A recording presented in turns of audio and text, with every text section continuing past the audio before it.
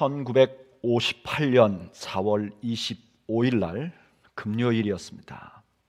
금요일 저녁 9시쯤에 펜실베니아 대학 근처에 있는 해밀턴이라는 거리에 36가라는 곳에서 살인사건이 일어나게 됩니다. 이 사건의 생명을 잃은 분은 오인호라는 당시 26살의 한국 사람이었습니다.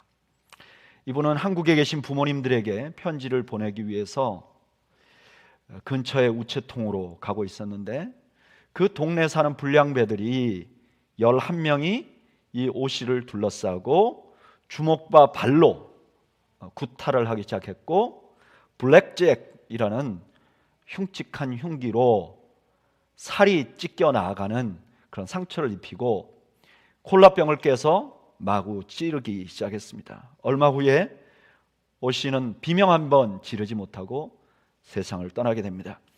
이 시끄러운 소리를 들었던 주민들의 신고로 경찰이 출동을 했고, 이 11명의 살인자들은 단숨에 체포되게 되었습니다.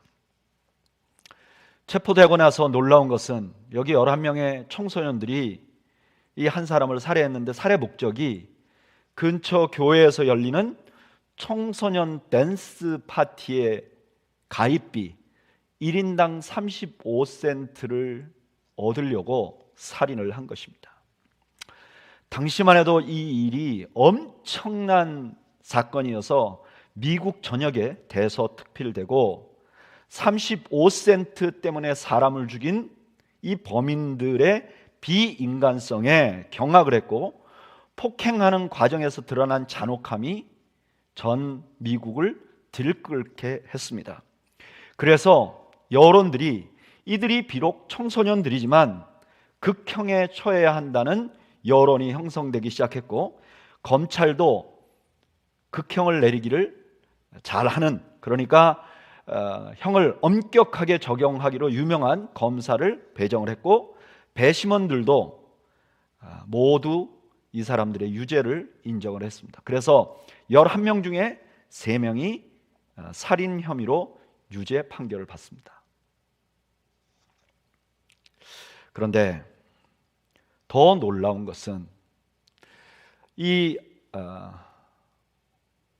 사람이 세상을 떠나고 이 범죄자들이 유죄 판결을 받는 동안에 한국에 있는 그의 아버지인 오기병이라는 장로님이 미국에 보낸 편지가 미국 전체의 미국인들의 마음을 울렸습니다. 제가 그분이 보낸 편지의 일부를 읽어드리겠습니다.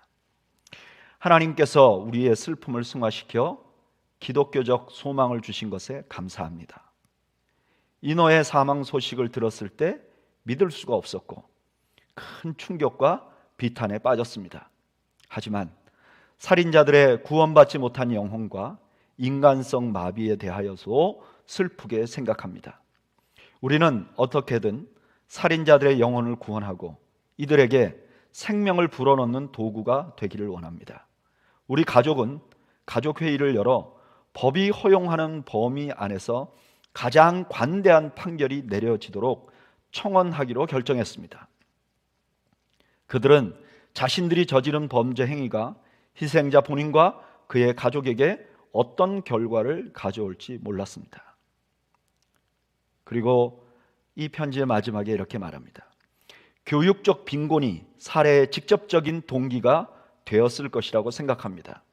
그래서 우리 가족은 이들이 석방된 뒤에 직업 교육 및 사회 적응의 목적으로 쓰일 수 있도록 기금을 적립하기로 했습니다. 이것은 죽임을 당한 이와 죽인 자들에게 생명을 주는 일이며 우리를 기독교적인 사랑과 친교 안에서 연결되게 하는 길이라고 생각합니다. 우리는 다만 우리의 죄를 대신하여 죽으신 예수 그리스도로부터 받은 성령으로 우리의 소망을 밝혔을 뿐입니다. 하나님의 축복이 미국 국민들과 특히 우리의 피부치인 아들을 죽게 한 이들에게 함께 하기를 기원합니다. 오기병 가로 열고 오인호 씨 아버지 올림. 이것은 당시에 미국에 큰 충격을 주는 사건이 되었습니다. 어떻게 이럴 수 있지? 자기 아들을 죽인 원수를 용서하는 것도 쉬운 일이 아닌데, 그들이 출소한 후에 교육을 받도록 펀드를 마련하겠다는 것. 그 당시에 한국은 매우 가난한 나라였고요, 이분들이 이미 모금해서 보내온 금액이 당시에 $500였습니다. 아주 큰 돈이었습니다. 어떻게 이렇게 할 수 있을까? 오늘 우리가 읽은 본문은 어떻게 이런 일이 가능할지 그 답을 우리에게 줍니다. 오늘 본문을 한번 읽어볼까요? 누가복음 23장 34절. 이에 예수께서 이르시되 아버지 저들을 사하여 주옵소서. 자기들이 하는 것을 알지 못함이니이다 하시더라. 그들이 그의 옷을 나눠 제비 뽑을세. 오늘 본문은 예수님께서 십자가상에서 한 7마디 중에 한 마디입니다. 저는 사실 예수님께서 십자가상에서 한 7마디에 관해서 도대체 왜 이 말씀을 하셨을까, 이런 의문을 한 번도 가져본 적이 없습니다. 그런데 얼마 전에 다 이루었다 하시는 이 말씀을 준비하면서 의문이 생겼어요. 왜 의문이 생겼는가? 주님께서는 아무 말씀 안 하시고 십자가를 지셔도 우리의 구원을 이룰 수 있습니다. 그러니까 굳이 말씀하실 필요가 없었죠. 게다가 십자가상에서 우리 예수님은요, 극심한 고통에 시달리고 있었습니다. 말 한마디 한마디 하는 것이 너무 힘든 시간이었어요. 그런데 왜 예수님은 7마디나 하셨을까? 저는 다 이루었다는 말씀을 묵상하고 연구하면서 나름대로 이런 답을 얻었어요. 예수님께서 십자가를 지시면 우리 구원을 이루십니다. 그런데 우리가 구원을 얻고도 이 땅에 살면서 이 땅은 죄로 망가진 세상이죠. 사탄이 지배하는 세상이죠. 이 땅에 살면서 사탄이, 죄가 뒤틀어 놓은 세상에 살면서 죄와 사탄이 뒤틀려진 컨셉의 이야기를 계속 해 듣고 살면 비록 우리가 영적으로 구원은 얻었지만 이 세상에서 천국을 경험할 수는 없는 거죠. 그냥 죄의 영향력 아래 살면서 뒤틀려진 세상에서 고통하다가 나중에 죽어서야 겨우 천국에 가는 구원을 얻는 것이죠.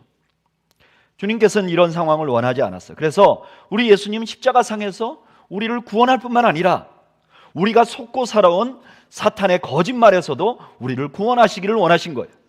그래서 가상칠언을 자세히 살펴보면 이 가상칠언에는 십자가의 원리로 어떻게 세상을 살아갈까 하는 지혜와 은혜가 담겨 있어요. 그래서 만약에 우리가 구원을 받고 십자가상의 칠언을 통해서 세상을 올바로 본다면 우리가 죄에서 구원받을 뿐만 아니라 사탄에게 속지 않고 이 땅에서도 하나님의 나라의 원리를 경험하면서 살 수 있도록 해주는 은혜가 이 가상칠언 가운데 있었던 거죠. 바로 이것을 위해서 예수님께서는 극심한 고통 중에서도 말씀을 하신 것입니다. 그리고 오늘 우리가 읽은 본문은 이 가상칠언 중에서도 맨 먼저 전해준 말씀이라고 알려진 말씀입니다. 이 말씀은 이렇게 시작합니다. 아버지. 이 말씀의 첫 부분이 아버지입니다. 이 한마디는 우리에게 두 가지를 알려줍니다. 첫째는 예수님의 신분을 드러냅니다. 하나님을 아버지라고 부르니까 예수님은 누구죠? 하나님의 아들인 것이죠. 지금 죽어가고 있는 저분이 하나님의 아들이라는 거예요. 그런데 이것은 또한 그 예수님을 십자가에 못 박고 있는 사람들의 처한 위기를 보여주는 말씀입니다. 만약에 지금 십자가에 달려 계신 저 예수님이 하나님의 아들이라면 지금 그를 못 받고 있는 그들은 정말 위험한 상황에 처져 있는 거예요. 사실 지금 여기에 예수님을 십자가에 못 박고 있는 사람들은요, 자기들이 한 일이 그렇게까지 잘못한 일이라고 생각 안 해요. 여러분, 여기 로마 군인들은 그냥 명령을 내렸으니까 나는 사형 집행하는 거야, 이렇게 생각할 수 있어요. 여기 관원들은요, 신성 모독한 사람은 죽이는 게 당연하잖아요. 유대법으로. 그렇게 생각할 수도 있어요. 또 여기 백성들은요, 그냥 군중 심리에 따라가는 거예요. 그냥 죄책감이 없는 거죠. 뭐 아니면 말고 이런 생각이 있는 거죠. 한편 강도는 더하죠. 나는 강도질에서 여기 매달렸는데 저 옆에 있는 사람, 저 사람도 십자가에 매달린 거 보니까 저 사람도 별 볼 일 없어. 그렇게 생각하고 비난할 수 있는 거예요. 그런데 지금 자신들이 비난하고 자신들이 고통 주고 자신들이 십자가에 못 박고 있는 저분이 하나님의 아들이라면 이건 정말 그들에게 엄청난 일이 될 수밖에 없어요. 그들에게 어떤 일인가, 이거를 예수님께서 잘 이해하도록 이미 비유로 말씀하셨어요. 마태복음 21장에 보면 포도원 주인의 비유가 나옵니다. 이 포도원 주인의 비유는요, 대제사장과 장로들에게 하신 말씀이에요. 그런데 내용이 어떠냐, 이렇죠? 포도원 주인이 포도원을 농부에게 맡기고 갑니다. 그리고 이렇게 생각해요. 이제 얼마 후면 열매를 거두겠지. 그래서 열매가 거둘 때쯤 사람들을 보냅니다. 열매를 받으려고. 근데 이 농부들이 그 보낸 종을 때리고 죽이고 돌을 던집니다. 주인이 다시 종들을 보냅니다. 그런데 똑같이 합니다. 주인이 마지막에 아들을 보냅니다. 그리고 이렇게 말해요. 이 농부들이 다른 사람은 몰라도 내 아들은 존중할 거야. 그런데 그 농부들이 그 아들마저 죽여버립니다. 예수님은 대제사장과 장로들에게 이렇게 물어요. 이 농부들을 어떻게 하면 좋겠느냐? 그랬더니 대제사장과 장로들이 이렇게 대답을 합니다. 마태복음 21장 41절. 그들이 말하되 그 악한 자들을 진멸하고 포도원은 제때의 열매를 바칠 만한 다른 농부들에게 새로 줄지니이다. 자기들 일부러 진멸하라고 말합니다. 만약에 지금 자기들이 못 받고 있는 예수님이 하나님의 아들이면 지금 이들을 기다리고 있는 것은 진멸입니다. 이 십자가상에서 첫 마디 아버지라는 말씀은 예수님이 누구신지를 보여준과 동시에 예수님을 못 받고 있는 그들이 처한 처지를 보게 만들어줍니다. 여러분, 이것이 십자가의 신비입니다. 십자가는요, 분명히 우리 눈이 밖을 보고 있어요. 십자가, 내 밖에 있는 십자가를 쳐다보고 있습니다. 그런데 그 십자가를 보면 내가 보이는 거예요. 내 안이 보이는 거예요. 내 껍데기가 아니라 내 본질이 보이는 거예요. 내 본질을 보면 내가 얼마나 절망적인 상황인지를 알게 됩니다. 사도 바울은 이것을 이렇게 표현해요. 디모데전서 1장 15절. 미쁘다 모든 사람이 받을 만한 이 말이요, 그리스도 예수께서 죄인을 구원하시려고 세상에 임하셨다 하였도다. 죄인 중에 내가 괴순이라. 아멘. 여러분, 이 말씀 잘 보세요. 앞부분은 뭐죠? 예수께서 죄인을 구하시려고 세상에 임하셨다는 거예요. 객관적인 이야기입니다. 근데 두 번째는 죄인 중에 내가 괴수라는 거예요. 사실 앞뒤의 말은 서로 논리적으로 연관이 안 돼요. 그런데 실제로는 필연적인 연관이 있습니다. 십자가 앞에 서면 그냥 자기가 죄인 중에 괴수라고 고백하게 돼 있는 거예요. 그래서 십자가 앞에 서면 자기 의의가 부서지는 것입니다. 내가 의롭다고 생각했고, 내가 잘났다고 생각했고, 내가 괜찮다고 생각하는 게 부서져 버리는 거예요. 여러분, 이것이 우리가 용서하지 못한 가장 중요한 이유를 제거하는 것입니다. 여러분, 우리가 용서하지 못하는 가장 중요한 이유는 자기의입니다. 보통 용서를 잘 못하는 사람들을 보면 중요한 특징이 뭐냐면 자기를 몰라요. 마태복음 7장에 보면 사람들을 비판하는 자들에게 이렇게 말합니다. 마태복음 7장 3절. 어찌하여 형제의 눈 속에 있는 티는 보고 내 눈 속에 있는 들보는 깨닫지 못하느냐. 비판하는 이유가 뭐냐? 자기 안에 들보를 못 봤기 때문에 그렇다는 거예요. 자기 안에 들보를 보게 되면 남의 눈에 티가 보이지 않는다는 거예요. 용서도 비슷한 것 같아요. 왜냐하면 비판을 하면서 용서할 수는 없잖아요. 그러니까 용서하지 못하는 사람은 대부분 자기가 자기 자신을 안 보려고 해요. 그래서 자기 자신을 몰라요. 심지어 다른 사람이 자기 자신에 관해서 어떻게 생각하는지 관심이 없어요. 그냥 오직 자기가 자기를 평가하는데 자기가 자기를 넉넉하게 평가해요. 그러니까 자기가 잘못이 없는 것 같은 거예요. 자기 눈에 들보를 못 보는 거예요.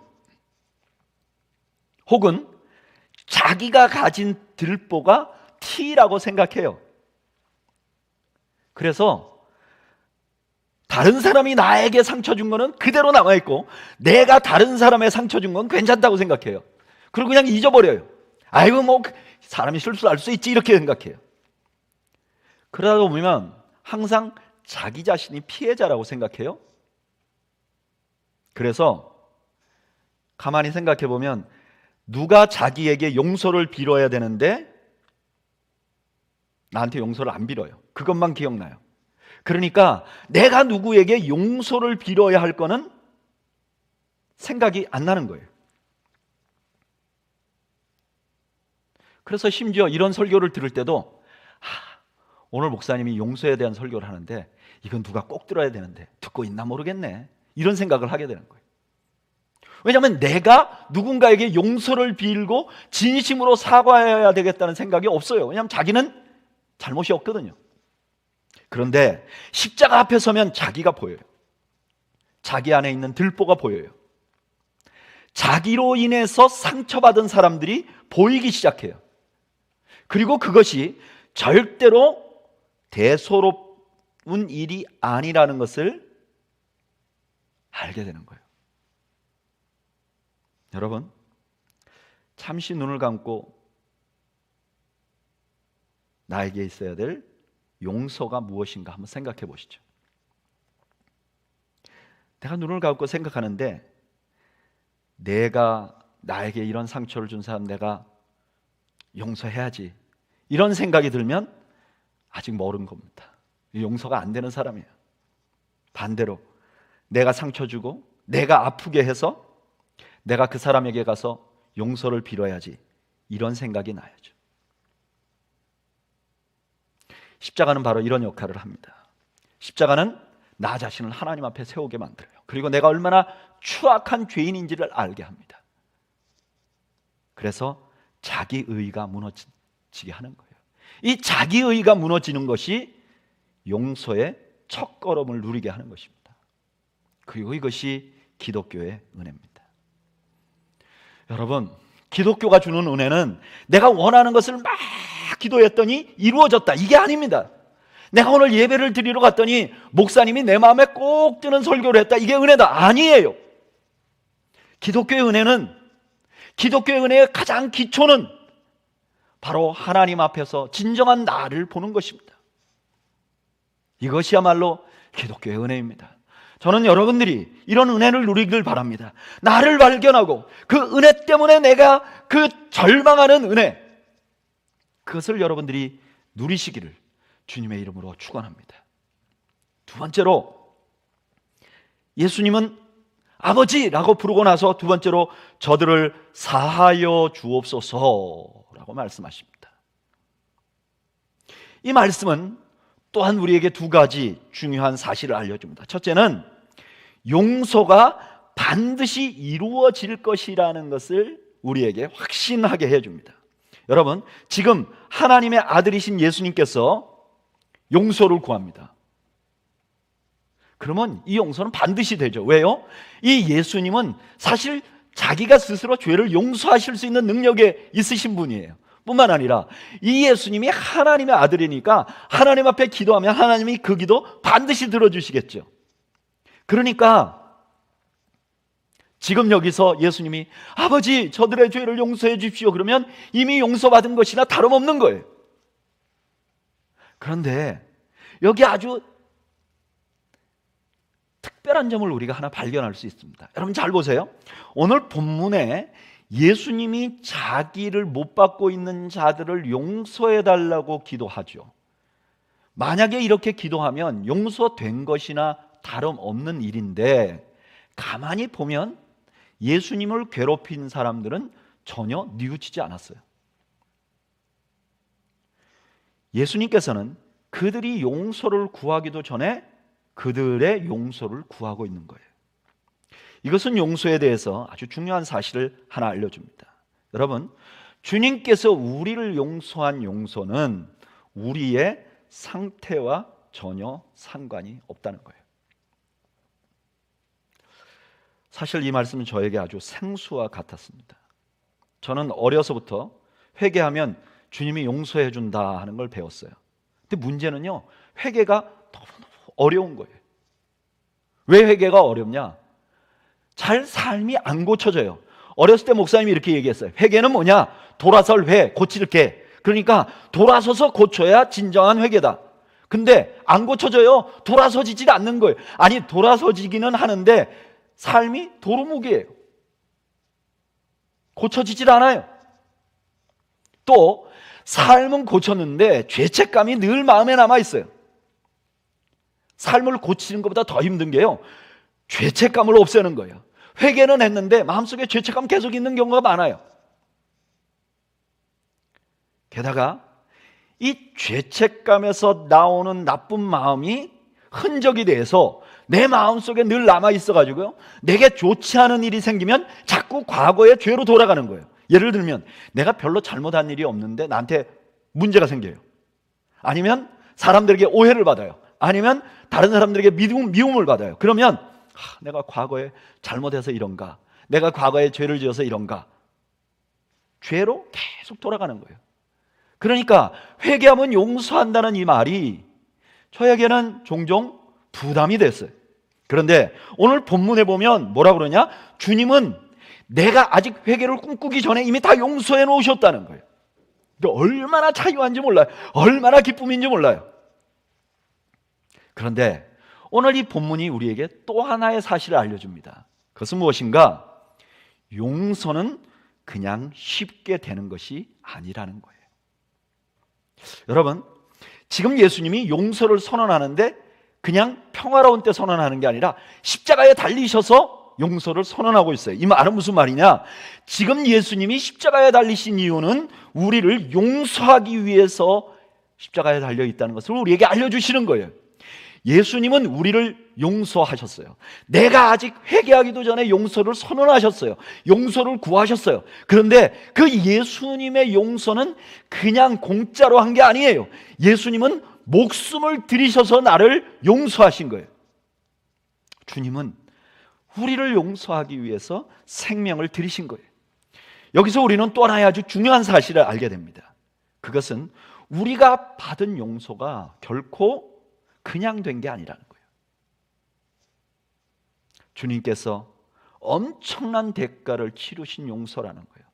여러분, 우리가 아직 제대로 회개도 안 했는데 주님이 우리의 죄를 용서했다는 거, 우리한테는 그냥 공짜로 주어졌지만 우리 주님은 엄청난 희생을 치러 생명을 들이신 거라는 사실을 우리가 잊지 말아야 해요. 이걸 모르면 진짜 용서받은 사람이 아니에요. 오래전에 한국의 미량이라는 영화가 센세이션을 일으켰죠. 그 영화 안에 보면 기독교를 비판하는 내용들이 상당히 많습니다. 그런데 그 영화 내용 중에 제게 잊혀지지 않는 장면이 있어요. 자기 아들을 살해한 원수를 이분이 발견하게 됩니다. 이분이 나중에 예수님을 믿게 됐기 때문에 자기가 예수님 때문에 그 자를 용서해야 된다는 생각이 들어요. 그래서 교회 가서 밤새도록 갈등하고 아파하면서 결국 결심을 합니다. 그리고 면회를 가요. 그리고 거기서 어렵게 말을 꺼냅니다. 내가 당신을 용서한다고. 그랬더니 그 안에서 자기 아들을 죽인 사람이 너무 해맑게 웃으면서, 자매님, 내가 안 그래도 이 말씀을 하고 싶었는데 하나님이 내게 감동을 주셨나 보네요.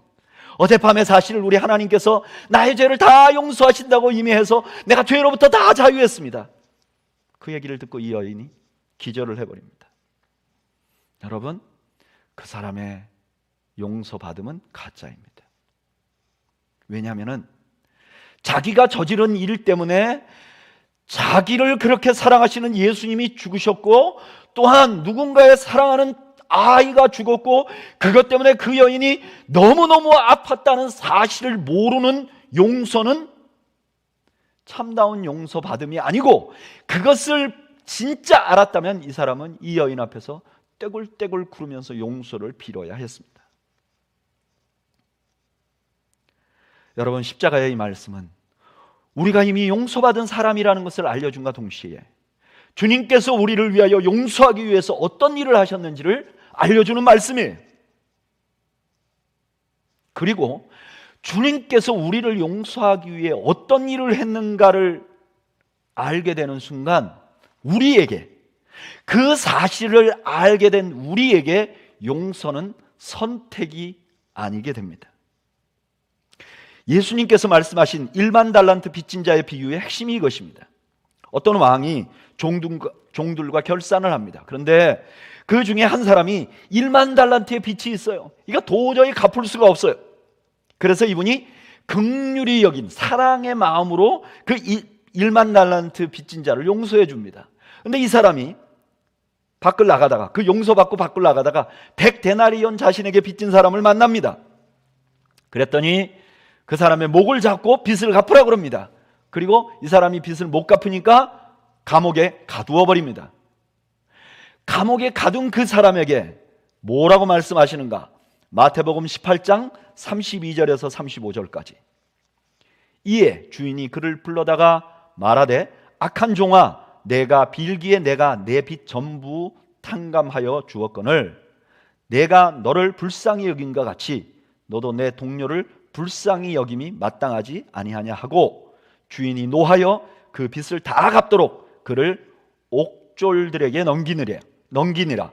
너희가 각각 마음으로부터 형제를 용서하지 아니하면 나의 하늘 아버지께서도 너희에게 이와 같이 하시리라. 아멘. 그리스도인은 누구죠? 주님께서 나를 용서하기 위해 십자가를 지셨다는 것을 아는 사람들입니다. 그러면 그 사람들은 당연히 다른 사람을 용서해야만 합니다. 그래서 예수님을 처음 따라다니는 예수님의 그룹의 아주 중요한 특징이 무엇이었느냐? 그때 당시에 수많은 랍비들이 있었는데 특별히 예수님을 따라다니던 그들의 중요한 특징이 무엇이었는가? 그것이 용서였어요. 그 증거가 어디 있느냐? 마태복음 6장 12절에 보면 이렇게 말씀하세요. 우리가 우리에게 죄 지은 자를 사하여 준 것 같이 우리의 죄를 사하여 주옵시고. 이거 주기도문에 관한 말씀입니다.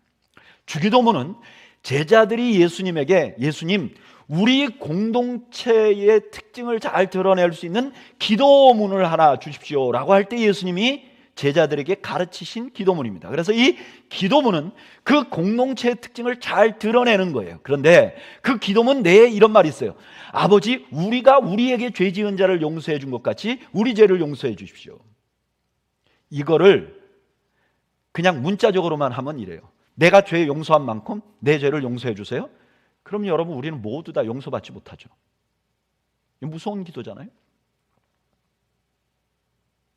그런데 이 기도의 내용은 사실 그런 게 아니에요.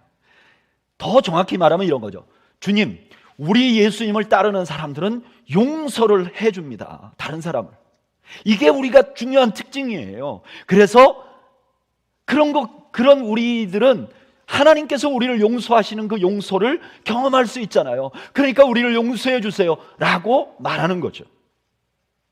그러니까 이미 이분들은 용서하는 문화에 있었어요. 전에 이런 말을 들은 적이 있었어요. 세상 사람들은요, 술 마심, 막 사람이 원수가 되면 술 한 잔 마시면 다 풀린다는 거예요.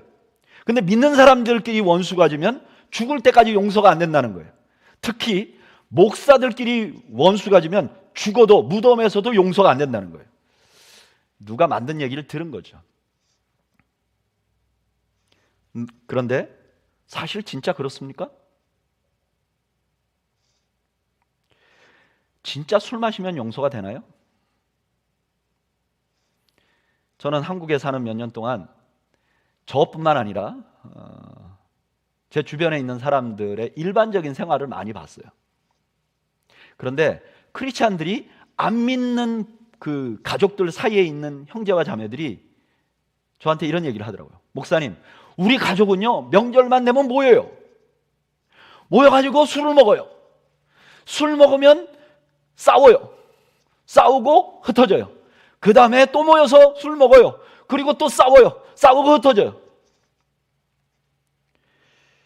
여러분, 용서가 안 되는 것은 기독교를 믿어서 용서가 안 되는 게 아닙니다. 제대로 안 믿어서 용서가 안 되는 거지. 생각해 보십시오. 가장 어려운 용서를 해낸 사람들은 크리스천들입니다. 자신의 아들을 죽인 공산주의자를 청년을 양자로 맞아서 그들을 아들 삼은 사랑의 원자타는 손양원 목사님이십니다. 오늘 설교 서론에 등장한 그분도 스스로를 장로라고 소개합니다. 사실 기독교 이전에 용서라는 것은 그렇게 가치 있는 것이 아니었습니다. 기독교 이전의 용서는 어리석은 것이나 아니면 나약함의 표시였어요. 그런데 기독교가 생기면서 용서가 가치가 있어야 되는 거예요. 있어진 거예요. 기독교인들은요, 내가 예수님을 따르는 사람들은 용서는 그냥 우리의 문화예요. 그리고 또한 용서는 사명이에요. 우리가 반드시 해야 될 일이에요. 오늘 본문은 그것을 알려주고 있는 거예요. 아버지, 저들을 용서해 주세요 라고 하신 이 한마디는 우리가 용서받았음과 동시에 우리가 또 누군가를 용서해야 되는 사람이라는 것을 알려주고 있는 것이죠. 그러면 왜 이 용서를 주님이 그렇게 십자가에서 마지막에 그렇게 꼭 말씀하셨는가? 왜 용서를 이렇게 강조하셨는가?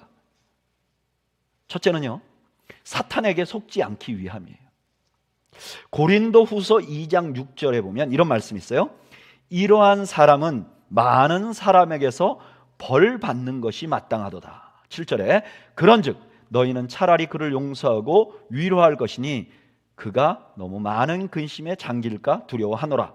8절 그러므로 너희를 권하노니 사랑을 그들에게 나타내라. 9절 너희가 범사에 순종하는지 그 증거를 알고자 하여 내가 이것을 너희에게 썼노라. 10절 너희가 무슨 일이든지 누구를 용서하면 나도 그리하고 내가 만일 용서한 일이 있으면 용서한 그것은 너희를 위하여 그리스도 앞에서 한 것이니. 11절 이는 우리로 사탄에게 속지 않게 하려 함이라. 우리는 그 계책을 알지 못하는 바가 아니로다. 이게 어떤 내용인가? 고린도 교회에 어려움을 주는 사람들이 있었어요. 이 사람들은 말도 안 되는 이론을 퍼뜨리고 사도 바울을 비난하고 신학적으로 틀린 이야기를 계속 해댔어요. 그래서 이 고린도 교회에서 이분들을 치리했어요. 근데 치리하고 나니까 이분들이 그냥 위축되는 거죠. 그 공동체 안에서 그냥 너무 힘든 거예요. 그러니까 사도 바울이 이제 그들을 치리했고 그들이 치리를 잘 받았으면 이제는 사랑을 주라고 말해요.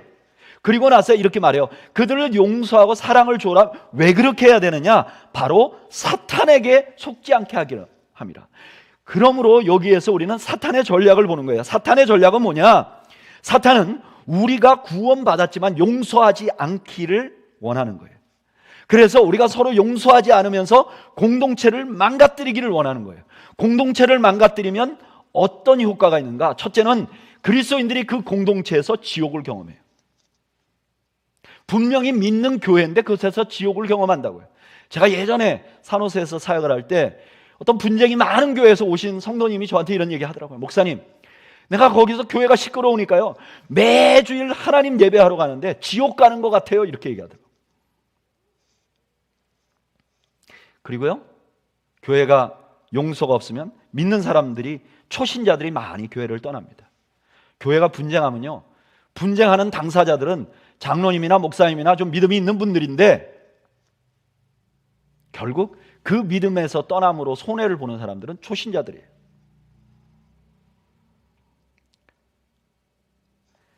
사탄은 우리가 구원받았더라도 이곳에서 지옥 같은 생활을 하거나 아니면 믿는 자라도 떨어뜨리려고 노력을 하는 거죠. 이게 바로 주님께서 십자가상에서 이 말씀을 하신 이유입니다.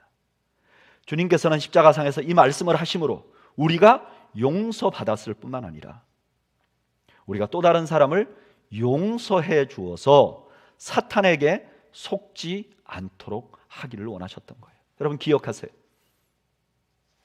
사단이 가장 좋아하는 것은 용서하지 않는 것입니다. 또 하나, 예수님께서 십자가상에서 이 말을 꼭 하신 것은 우리가 다른 사람을 용서할 만한 은혜를 누리게 하기 위함이에요. 에베소서 4장 32절에 이렇게 말해요. 서로 친절하게 하며 불쌍히 여기며 서로 용서하기를 하나님이 그리스도 안에서 너희를 용서하신과 같이 하라. 아멘. 사도 바울이 에베소 교인들에게 이렇게 말해요. 서로 친절하세요. 서로 불쌍히 여기세요. 여기까지는 괜찮아요. 근데 서로 용서하세요? 이게 너무 어려운 거예요. 그러니까 거기에 이렇게 덧붙이는 거예요. 하나님이 그리스도 안에서 여러분들을 용서하신 것 같이, 십자가에서 하나님이 당신을 용서한 것 같이 용서하세요. 용서하는 게 쉽지 않으니까 우리가 십자가를 기억하면 용서가 된다는 거예요. 그렇습니다. 여러분, 우리가 용서하는 게 쉽지 않아요. 그래서 용서가 안 되면 십자가로 가야 돼요. 그러면 용서가 되는 겁니다. 저는 이걸 너무 많이 경험을 합니다. 저는 이제 목회자잖아요. 그러니까 교회에서 가끔 이런 피해자가 될 때가 있어요. 성도들이 아니면 말고 이런 식으로 말을 퍼뜨리면서 피해를 보는 경우가 굉장히 많아요. 나는 어마어마한 피해를 입었는데 자기는, 당사자는 그냥 자기가 그런 말을 했는 것도 잊어버려요.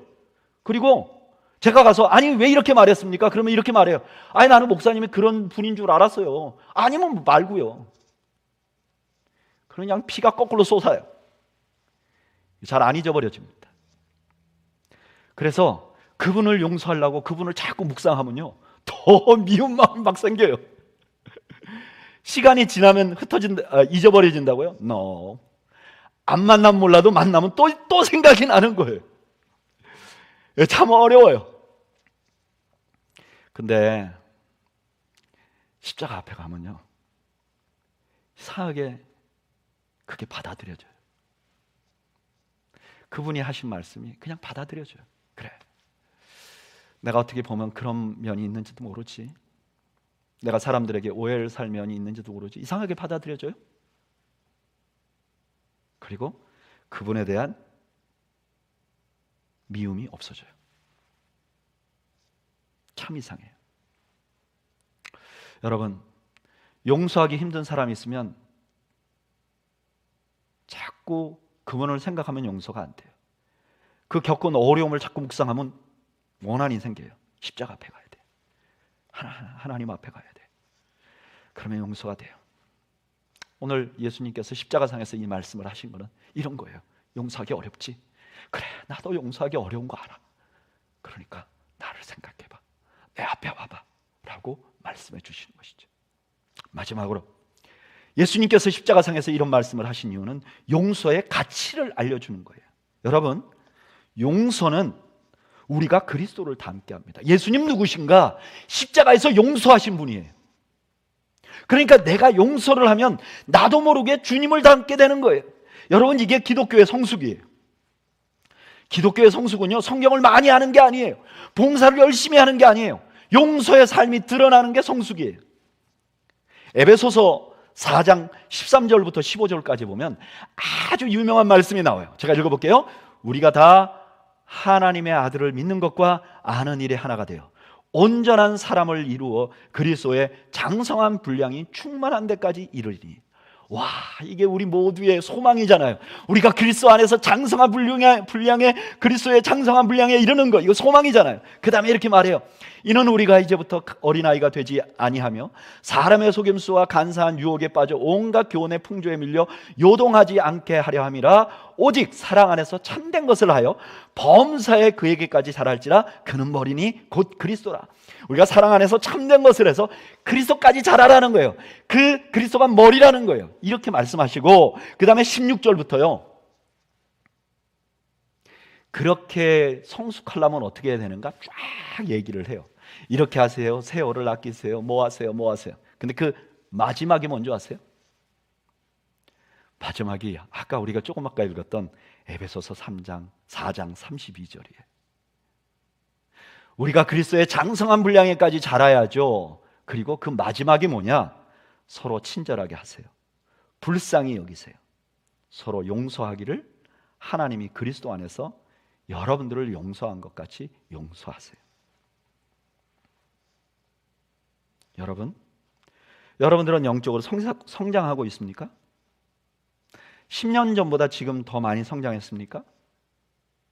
그러면 그 흔적이 용서가 있어야 해요. 10년 동안 신앙생활 했는데 계속해서 내가 미워하는 사람과 내가 싫어하는 사람과 이 사람은 이래서 싫고 저 사람은 저래서 싫고 이 사람은 저게 부족하고 이 사람은 저게 부족하고 그것만 가득 쌓여 있으면 성숙하지 않은 거죠. 진정한 성숙은 내가 이 사람은 이럼에도 불구하고 내가 용서했고 이 사람은 나에게 이랬음에도 불구하고 용서했고 나 자신을 보니까 내가 누구에게 용서받지 못할 일을 해서 내가 그에게 사과했고 이런 흔적이 쌓여야죠.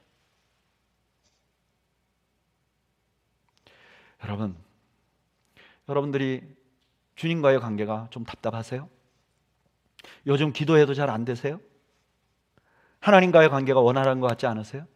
그럼 내가 누군가를 용서하지 않는 것이 막혀있지 않는가 우리를 돌아봐야 돼요. 용서는 우리를 성숙해 하는 방법인가 동시에 성숙의 시금석이기 때문에 그렇습니다. 여러분, 말씀을 마무리합니다. 우리는 지금 사순절을 지나가면서 예수님의 십자가상의 사건으로 한 걸음 한 걸음 매주마다 나아갑니다. 오늘은 십자가상에서 하신 예수님의 첫 번째 말씀을 함께 나누었어요. 그 말씀의 내용이 뭐냐?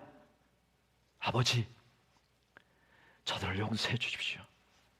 이 한마디는 우리가 십자가 안에서 이미 용서받았음을 알려주고 우리가 또한 용서해야 되는 사명이 있다는 것을 알려줍니다. 용서라는 것은 그리스도인의 중요한 특징이고 축복이라는 사실을 우리에게 알려주고 있습니다. 저는 우리가 이 시간 잠시 눈을 감고 이 말씀을 묵상해 보기를 바랍니다. 나는 이 용서라는 주제에 어떤 위치에 서 있는가? 우리 한번 우리를 돌아보죠. 혹시 나는 하나님께서 나를 용서하셨다는 것에 아직도 분명한 확신이 없는 건 아닐까? 하나님의 용서를 경험하지 못하는 그런 상황은 아닌가? 우리 자신을 좀 돌아보면 좋겠어요. 그리고 또 나는 혹시 누군가를 용서하지 못함으로 누군가에게 용서를 빌지 못함으로 영적인 성숙의 길에 가지 못하고 있지는 않는가? 주님은 내가 주님 닮기를 원하는데 나는 세월이 지나가면 갈수록 예수님을 닮는 것이 아니라 내 마음속에서는 예수님을 닮길 너무 바라는데 나는 엉뚱한 길로 가고 있다고 생각이 든다면 특별히 오늘은 내가 용서에 관해서 어떤 마음을 가지고 있는지 돌아보시기 바랍니다. 그리고 이 시간 우리 성령님께 기도하시기 바랍니다. 주님, 나에게 용서할 수 있는 능력을 주십시오. 그리고 주님, 내가 누군가에 가서 용서를 빌 수 있는 능력도 주십시오. 그래서 이 땅을 살면서 용서가 내가 이 땅에서 천국을 누리는데 장애가 되지 않도록 하나님 나를 도와주십시오. 우리 한번 이 시간에 잠시 눈을 감고 묵상으로 기도하겠습니다. 아버지,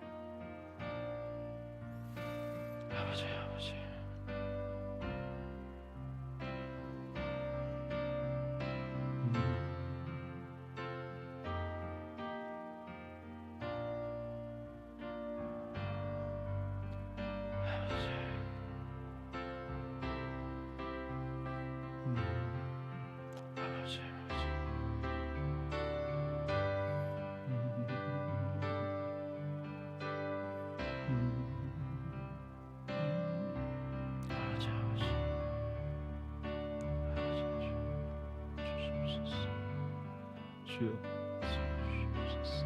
주님 은혜를 베풀어 주시옵소서. 주여 도와 주시옵소서. 주여 저를 베풀어 주시옵소서. 아버지 저를 베풀어 주시옵소서. 아버지께서 도와 주시옵소서. 아버지 은혜를 베풀어 주시옵소서.